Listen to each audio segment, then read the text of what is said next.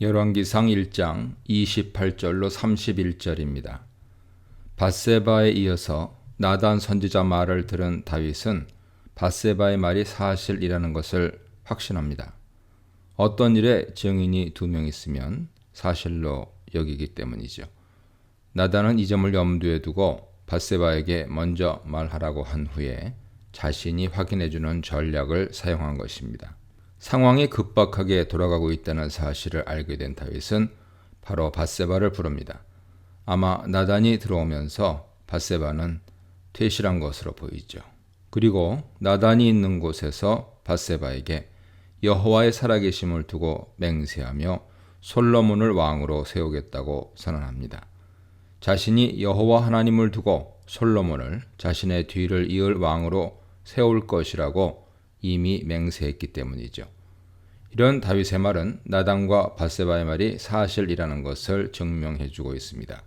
그리고 다윗은 다시 한번 이전 맹세를 확증하기 위해 밧세바와 나단 앞에서 솔로몬을 왕으로 세울 것을 여호와의 살아계심을 두고 맹세합니다. 다윗 말 속에 그의 신앙 고백이 들어 있습니다. 다윗은 여호와께서 자신의 생명을 모든 환난에서 구한 분이라고 고백합니다. 다윗은 자신이 지금까지 살 수 있었던 것이 모두 하나님께서 도우셨기 때문이라고 말합니다.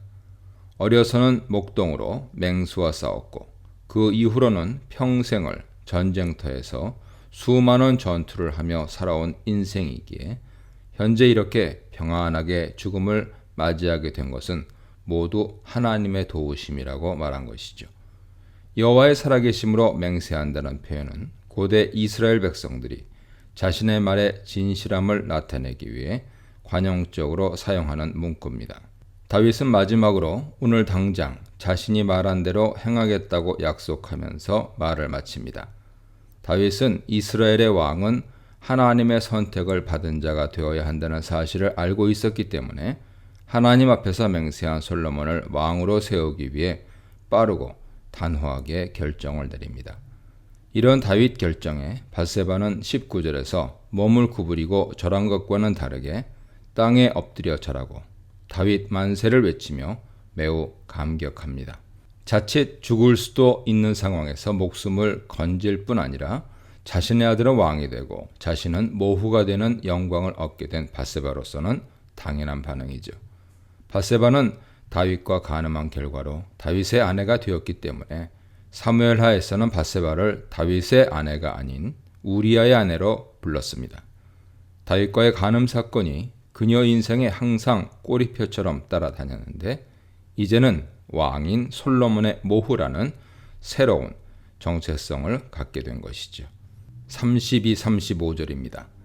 밧세바와 나단에게서 뜻밖의 소식을 듣고 사태의 심각함을 인식한 다윗은 곧바로 결단을 내립니다. 다윗은 아도니아가 부르지 않은 신하들인 제사장 사독과 선지자 나단과 여호야다의 아들 브나야를 자신 앞으로 부릅니다. 제사장 사독은 사무엘하에 보면 제사장 아비아달과 함께 항상 다윗을 도운 인물로 제사장 아비아달 밑에 있던 인물이죠. 아비아달과 사독은 함께 다윗의 신하로 있다가 아비아달이 아도니아를 선택하는 바람에 서로 운명이 엇갈리게 됩니다. 그리고 여호야다의 아들 브나야는 다윗의 호위대장이며 용병들인 그렛 사람과 블렛 사람을 관할하던 사람으로 다윗 6용사 중 한 명이죠. 다윗은 아도니아를 따르지 않는 인물 중에서 솔로몬을 지지하고 앞으로 솔로몬을 잘 보좌할 수 있는 종교적, 군사적인 중요한 인물들을 선택하여 부른 것이죠. 이들 이름이 8절과 26절에서 한 번은 화자의 입을 통해서 또 한 번은 나단의 입을 통해서 반복 언급된 것은 이들이 아도니아를 따르지 않은 사실을 강조하기 위해서입니다. 이렇게 다윗은 솔로몬에게 충성을 바칠 사람들을 불러 솔로몬 즉위식을 행하라고 명합니다. 다윗은 자신의 신하들과 함께 자신의 노새에 솔로몬을 태우고 기혼으로 데리고 가서 그곳에서 제사장 사독과 선지자 나단이 기름을 부어 이스라엘 왕으로 삼은 후에 나팔을 불어 솔로몬이 공식적으로 왕이 되었다는 사실을 알리라고 합니다. 그러고 나서 솔로몬 만세를 외치며 솔로몬에게 경의를 표한 뒤에 그를 따라 올라와서 자신의 왕위에 앉게 하라고 합니다. 솔로몬으로 하여금 왕의 노새를 타도록 한 것은 왕권의 정통성과 권위를 부여하는 행위라고 할 수 있습니다. 또한 기혼으로 가게 한 것은 이곳에 에누로겔과 마찬가지로 샘물이 있었으므로 사람들이 모이기에 용이한 장소였기 때문일 것입니다. 여기서 강조되는 것은 두 가지인데, 하나는 왕이 되는 첫째 과정은 종교 지도자인 제사장과 선지자에게서 기름 부음을 받는 것이라는 점이죠. 아도니아 이야기 속에는 기름 부음에 대한 이야기가 없습니다. 이것은 아도니아가 아직 정식으로 왕이 되지 못했다는 것을 의미하죠. 사울도 다윗도 왕으로 선택받으면서 가장 먼저 한 것이 선지자 겸 제사장인 사무엘에게서 기름 부음을 받은 것이죠. 기름 부음을 받는 것은 왕이 하나님의 선택을 받은 하나님의 종이라는 것을 상징합니다. 결국 아도니아가 먼저 자신이 왕이라고 나설지라도 결국 기름 부음을 받은 솔로몬이 진정한 왕이 되는 것입니다. 그가 다윗의 명에 따라 제사장 사독과 선지자 나단에게서 기름 부음을 받았다는 것은 그가 왕으로서의 정통성을 얻게 되었음을 의미합니다. 그는 선지자의 기름 부음을 받음으로써 합법적인 왕이 되었을 뿐만 아니라 하나님과 특별한 관계에 있는 메시아 위치에 놓이게 되었습니다. 둘째는 다윗이 자신의 것을 솔로몬에게 준다고 반복해서 말하는 것이죠. 내 노새에 솔로몬을 태우고 내 왕위에 앉아 나를 대신하여 라는 표현을 통해서 자신의 왕권을 솔로몬에게 이양한다는 것을 강조합니다. 35절 하반절에서 다윗은 자신이 솔로몬을 유다와 이스라엘 통치자로 지명하였다고 선언하며 솔로몬에게 왕위를 승계할 것을 공식 선포합니다. 여기서 통치자로 번역된 나기드라는 단어는 이스라엘에서는 하나님께서 선택한 지도자에게만 사용된 단어로 사울 그리고 다윗에게만 사용되었습니다. 사무엘상 9장 16절, 사무엘상 13장 14절 보세요. 그런데 다윗이 이 단어를 솔로몬에게 사용함으로써 솔로몬도 하나님의 선택을 받은 지도자라는 것을 강조하는 것이죠. 즉 하나님께서 아도니아가 아니라 솔로몬을 이스라엘의 왕으로 선택하셨다는 것입니다. 36절 37절입니다. 이런 다윗 선포에 군대 장관인 여호야다의 아들 브나야가 가장 적극적으로 다윗의 말을 받아들입니다. 아멘. 내 주 왕의 하나님 여호와께서도 이렇게 말씀하시기를 원하오며. 원래 아멘이란 말은 일반적으로 예배나 제사를 드리는 상황에서 동의나 수락을 표시하는 말인데, 여기서는 다윗의 말을 그대로 받아들이겠다는 뜻을 표현한 순종의 아멘입니다. 내 주 왕의 하나님 여호와께서도 이렇게 말씀하시기를 원하며 하는 것은 기원문이죠. 왕의 선택을 여호와께서도 받아들이고 확정해 주시길 원한다는 의미입니다. 그는 또한 여호와께서 내 주 왕과 함께 계심같이 솔로몬과 함께 계셔서 그의 왕위를 내 주 다윗 왕의 왕위보다 더 크게 하시기를 원하나이다 라고 축복의 말을 전합니다. 이것은 하나님께 대한 기원이며 또한 솔로몬에 대한 충성 맹세죠. 다윗에게 바친 충성을 솔로몬에게도 변함없이 바치겠다고 고백하고 있는 것입니다. 이 문단에서는 맹세를 지켜 솔로몬을 왕으로 세운 다윗, 스스로 왕이 되려는 자와 약속을 따라 왕이 된 자, 왕위 즉위식 준비를 해준 다윗에 대해 묵상해 보시기 바랍니다. 38, 39절입니다. 다윗의 명령을 받은 제사장 사독과 선지자 나단과 여호야다의 아들 브나야가 그렛 사람과 블렛 사람들과 함께 솔로몬을 왕으로 세우기 위해 갑니다. 그렛 사람과 블렛 사람은 다윗이 용병으로 기용한 사람들이고, 브나야는 이들을 통솔하던 다윗의 호위대장이었죠. 브나야에 대한 다윗의 신뢰가 깊었기에 솔로몬의 호위를 맡긴 것입니다. 브나야와 사독과 나단은 다윗의 말을 따라서 솔로몬을 다윗의 노새에 태우고 기혼으로 데리고 갑니다. 이곳에서 제사장 사독은 성막에서 기름을 담은 뿔을 가져다가 솔로몬에게 기름을 붓죠. 이 기름은 성막에서 사용되는 올리브 기름으로 하나님께서 선택하신 왕이라는 징표를 보여주기 위해 거룩한 성막의 기름을 사용한 것입니다. 그리고 뿔 나팔을 불어 솔로몬이 왕이 되었다는 것을 온 이스라엘 백성들에게 알렸습니다. 이제 정식으로 솔로몬이 이스라엘의 왕으로 등극하였고 그와 함께한 백성들은 솔로몬 왕 만세를 외치고 솔로몬이 왕이 된 것을 축하하며 왕으로 인정했습니다. 이렇게 자신이 하나님 앞에서 선택한 솔로몬을 다음 왕으로 세우므로 다윗은 자신에게 주어진 모든 사명을 다하게 됩니다. 42절입니다.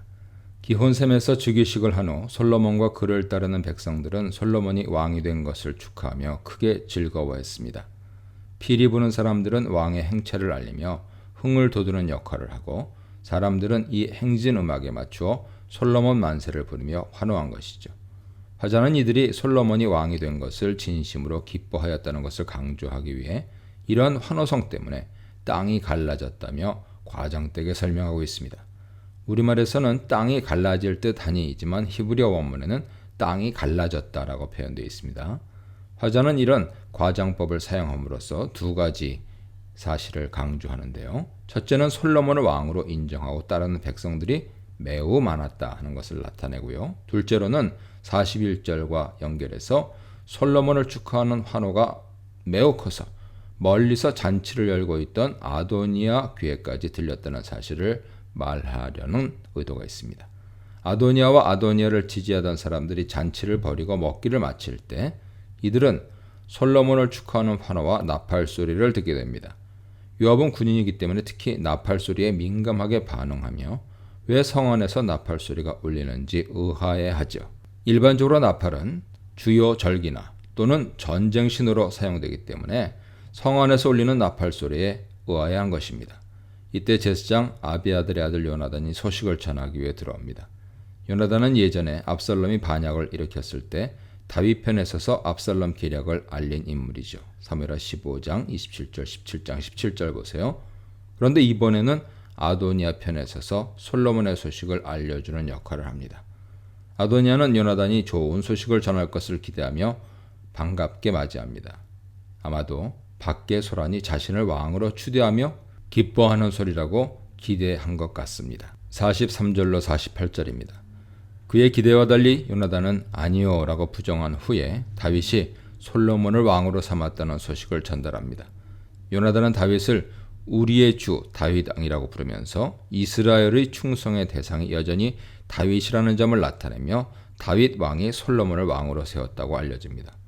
그는 가장 결정적인 정보를 먼저 이야기한 후에 44절부터 자세하게 상황을 설명하죠.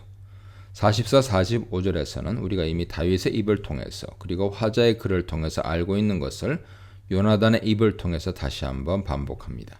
46, 48절에서는 또한이라는 뜻의 단어 감을 반복적으로 사용하면서 다윗 왕국에서 일어나는 일을 자세히 열거하고 있습니다. 솔로몬은 다윗을 대신해서 왕좌에 앉았고 다윗의 신하들은 솔로몬이 왕이 된 것을 축하하기 위해 와서 다윗에게 축사를 했고 다윗도 신하들에게 몸을 굽혀 인사를 했을 뿐만 아니라 후계자를 주신 여호와를 찬양하며 자신이 생전에 후계자를 세울 수 있게 하신 것을 감사드렸다는 말을 전합니다. 47절 신하들의 말은 이미 앞에서 화자가 전달한 말이지만 48절 다윗의 인사는 새롭게 알려진 정보로서 이 말을 통해 다윗은 솔로몬이 왕이 된 것은 이스라엘 하나님 여호와의 선택이었다는 사실을 신하들에게 분명하게 드러냅니다. 사람들의 지지에 의존하여 왕이 되려고 했던 아도니아와 반대로 다윗은 왕은 하나님께서 선택하신다는 것을 분명하게 드러내죠. 다윗이 솔로몬을 지명하여 왕으로 세운 것은 이스라엘에 대한 여호와의 왕되심을 드러내기 위한 행동입니다. 다윗은 자신이 하나님께 직접 선택을 받아 왕이 되었기 때문에 왕은 하나님께서 선택하신다는 생각을 분명히 가지고 있었습니다. 하지만 아도니아는 세상 방식대로 연장자나 세력이 있는 사람은 누구나 왕이 될 수 있다고 생각하고 행동했던 것이죠. 다윗의 아들들의 모습을 보면 다윗도 여호와께 대한 신앙을 자식들에게 제대로 교육하지 못했다는 것을 알 수 있습니다. 49, 50절입니다. 솔로몬이 왕이 되었다는 말을 들은 손님들은 두려워하며 재빨리 잔치자리를 빠져나가 자신들의 집으로 돌아갔습니다. 권력이 이미 솔로몬에게 넘어갔기 때문에 후환이 두려웠던 것이죠. 아도니아를 지지하며 지켜주어야 할 군대장관 요압이나 제사장 아비아달도 모두 달아났습니다. 결국 혼자 남게 된 아도니아는 살기 위해 성막에 있는 제단불을 잡습니다. 제단은 성막들에 있어서 제물을 태우는 곳으로 네 귀퉁이에 하나씩 뿔이 달려 있죠. 출애굽기 21장 14절에 사람을 죽인 자가 도피성에 있는 제단에 있어도 끌어내라는 언급이 나옵니다. 이런 진술로 보아서 도피성으로 도망간 사람이 제단 뿔을 잡고 자신의 억울함을 호소하는 당시 정황을 알 수 있죠. 이런 관습을 따라 아도니아도 자신이 솔로몬에게 반역한 것이 아니라는 변명을 하고 목숨을 구하려고 제단 뿔을 잡은 것입니다. 51절로 53절입니다. 누군가 이 사실을 솔로몬에게 알려줍니다. 여기서 이 사람은 솔로몬을 왕이라고 부르며 아도니아의 말을 전달하는데 아도니아가 솔로몬을 왕이라고 부르고 자신을 솔로몬의 종이라고 표현하며 오늘 솔로몬이 자신을 죽이지 않겠다고 맹세하기를 원한다고 합니다. 아도니아는 솔로몬을 왕으로 인정하고 솔로몬의 신하로 살겠다는 의지를 전달한 것이죠. 이에 솔로몬은 만일 아도니아가 자신에게 쓸모있는 사람이 된다면 살려줄 것이고 해를 가하면 죽이겠다고 판결합니다.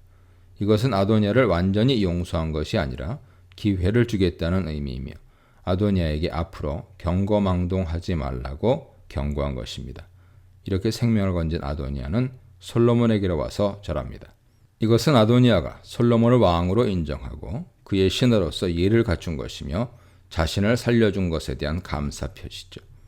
솔로몬은 집으로 돌아가라는 명령을 내립니다. 이것은 아도니아와 솔로몬의 신분이 하루아침에 변했다는 것을 분명하게 보여주는 말투입니다. 이렇게 왕이 되려는 아도니아의 시도는 하룻밤 꿈처럼, 아니 한낮 꿈처럼 허무하게 끝났고 솔로몬을 왕으로 세우는 촉매제 역할만 했습니다. 이스라엘 왕은 하나님께서 세우시는 것이기에 인간이 경영하고 계획할지라도 이루시는 이는 결국 여호와 하나님이심을 분명히 보여주신 것입니다. 이 문단에서는 누구를 왕으로 삼을 것인가? 어떤 왕에게 영광을 돌리고 있는가?